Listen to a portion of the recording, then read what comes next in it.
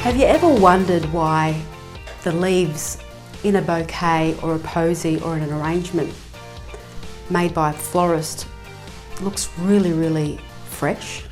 Well, there's a secret tip for that, because leaf shine is the reason why they look so lush and fresh.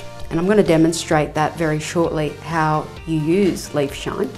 Now, to my left here, I've got 3 different textures of leaves. We've got the ivy leaf, a bit of berry on top.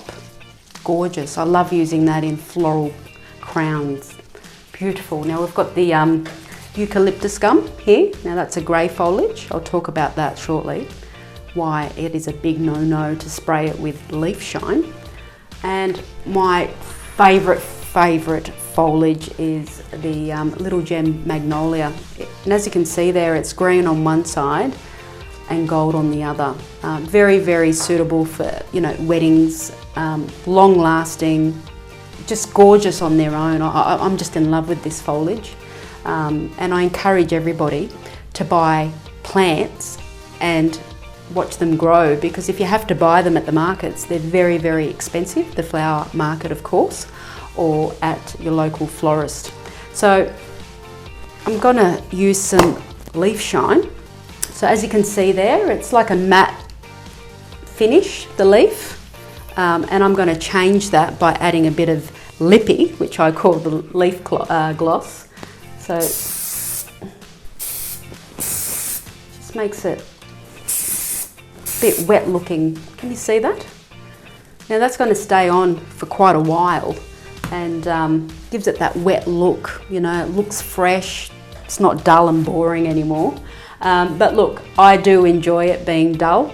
Others may not, but you've got now the choice to use leaf shine or not. Now this can also be used for your plants that you've got at home that are looking like they need a holiday.